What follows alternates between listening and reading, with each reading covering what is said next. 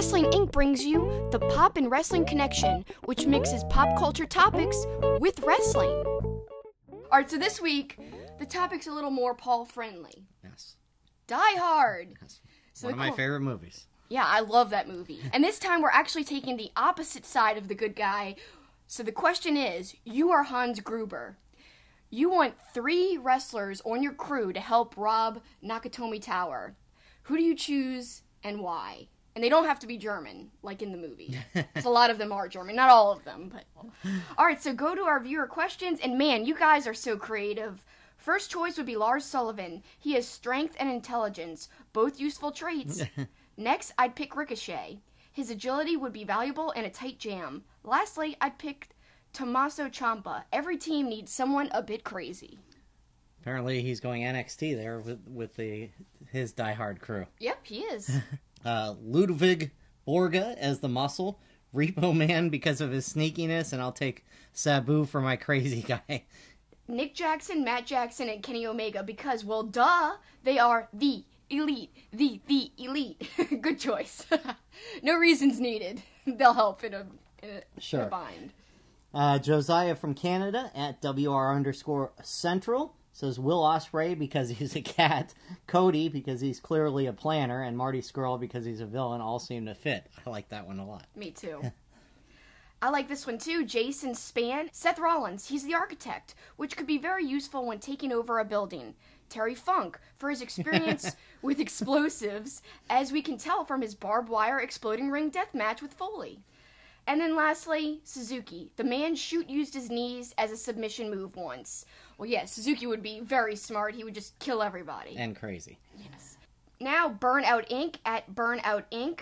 Seth Rollins committed the heist of the century at WrestleMania 31, cashing in the Money in the Bank, good for thieving. The Undertaker, power over lightning, thunder, fire, smoke, good with carpentry, and can teleport. I like that. Max Moon, an alien with unknown technology and a futuristic suit. Kayfabe Forever says Nails because of previous criminal experience. T.L. Hopper, help us escape through the sewers, a la Shawshank. And James Ellsworth because he's a low-level toady on the crew that has to die. I like that. Alright, so now at Preston316 says Seth Rollins as he's the architect, Drew McIntyre as the badass, and Bully Ray for no nonsense, just kill him. Yippee-ki-yay. From Take the Bump podcast at Take the Bump Pod, well, I'm going to go with Ricochet as the acrobatic member of the team, Braun Strowman as the muscle, and DJZ as my tech guy. You got to diversify for multiple situations. Surprised you didn't pick Steiner just to stick it to you. That has to be said. Well. Alright, so Rob Butler at Tyrant0125. The Undertaker because he has weird paranormal powers that could be useful. Cena because they can't see him. And Zachary Wentz because he just seems cool to hang out with. And that's important in a second in command. At Ruth B63. At Sammy Callahan, because he has a baseball bat and isn't afraid to use it. Kid Lycos distracts the good guys with his baking tray, while Chris Brooks works the safe, and Drew Parker, because walking across all that broken glass would be a piece of cake for him. Man in Black 815. Seth Rollins, to repeat the heist from early on. Steve Austin, tell me another wrestler with more get stuff done attitude. And Brian Pillman, because he just might be mental enough to do it. Doug says Bobby Lashley for his strength and military experience, Xavier Woods for his intelligence and computer knowledge, and Randy Orton also for his military experience. Joshua McGee says Ricochet because he can get anywhere you need him in a creative way. Kenny Omega to be the leader of the troops because of his proven leadership skills and the way he can pull people together. And Braun so he can just tell Braun and just scare Bruce Willis away before he becomes a problem. Our next one is from Dave Pozevsky. He says Dean Ambrose because he's intelligent, wily, and a fighter. Bubba Ray Dudley, he's a bigger guy, can be used as muscle, and he generally has few morals as a heel.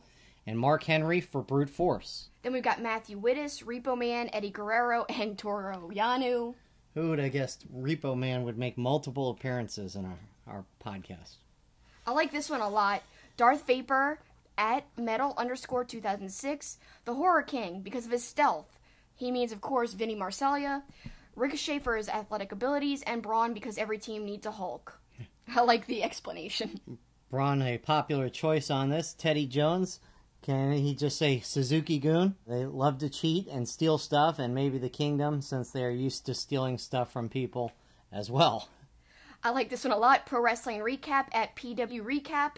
The Godfather uses hose to distract security. Shockmaster breaks through walls. And Cena, easy pick. You can't see him. I'm surprised only 2 people picked Cena, I believe, for the you can't see me thing. It's pretty funny. I was really thinking lots more would pick him. Just a couple more. It's Trivial at It's Trivial Show. The Repo Man again, because he steals stuff instead of repoing it. Killian Dane to be the muscle, and Adam Cole to be the leader. Baby. Baby. Your baby is weak. At Sean G. Orlando says Ming, Bad News Brown, and Andre, meaning Andre the Giant, I assume. And he says, end this thread immediately. I guess he's got the definitive answer, although we still have a couple more, so Sean, we're not ending it. Well, he's the only one who said Andre the Giant. It's a pretty good pick, I have to say. No one said Big Show. Yeah. That's surprising. Too nice. Or he'd cry too easily. That could be too. All right, now, Heels and Quads Wrestling Podcast at Heels and Quads. Crow Sting, because he knows rafters. Seth Rollins, he's the architect. And Marty Scurll, come on, he's the villain. Yep, that's a good one. I like that one. Finally, Multiverse Podcast says Chris Jericho, because of his ability to reinvent himself, is bound to work in robbing places. Nikki Cross, because of her craziness, will distract any security guards.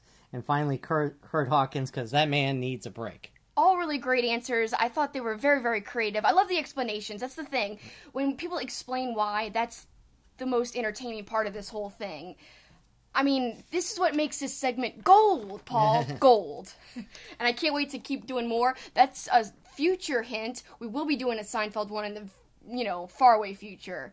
All right, go ahead. What's your choices? Well, you're going to be shocked. I'm going to pick my boy, Scott Steiner. See, What? Well, first of all, let me explain. I went the different route than everybody else did. People obviously just picked 3 best. I tried to pick 3 that would fit into the actual roles of the original movie.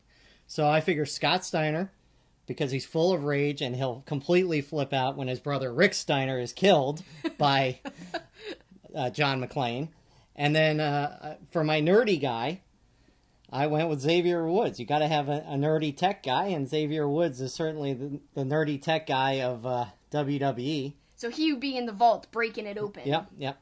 So pretty good choices. So I went with guys that would fit right into the current characters. I like the brother scenario because it's perfect. Yeah. That's exactly in the plot. Scott Steiner will fly into a huge rage. Like, it doesn't take much for him to do, but you would think when his brother dies, he really will. So, that's great. John McClane's in big trouble if Big Papa Pump is going to flex his arm and start chasing him, yelling about his freaks and stuff.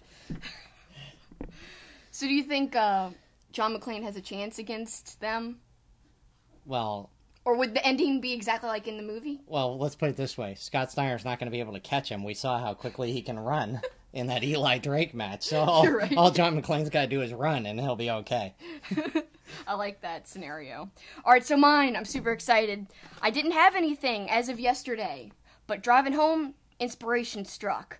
All right, so first, kind of simple. Some people have said them, but I'm going to go with Kenny Omega, the cleaner version, and it's because...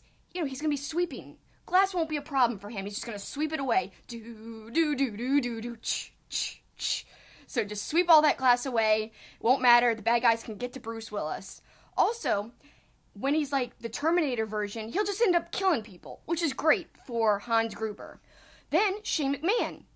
Not afraid of heights. So, and he's not afraid of glass either, as we saw in that King of the Ring match against Kurt Angle. Goes right through the glass. Doesn't matter. He'll walk over glass, go right through it. And then when the FBI come and, surround the bottom of the tower, he'll just literally jump off the tower and elbow drop them. Won't really stop too many of them, but at least maybe 1 or 2 of them will be incapacitated.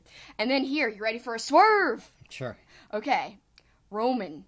Because he always wins, LOL. He will Superman punch McClane to ensure the success of the robbery. So instead of Hans Gruber going off the side of the building, no, it's flipping McClane. No! And he goes down. And then Roman's just like, haha. And is he screaming because he's about to die or because he actually got beaten by Roman Reigns? Both. He's very upset. But also, you think it's over? Wait, there's another swerve. So, Hans Gruber thinks he's sitting there successful. But then we see a hooded figure come up behind Hans Gruber, unmask himself. It's Vince McMahon. He pushes Hans Gruber off the tower, and he goes, "Mwahaha, mwahaha, it was me all along, Gruber." He's the one really behind the heist. He takes it over, and he just ensures more money to his, billionaire company, WWE. More of a monopoly than it already is. So good stuff. Good stuff.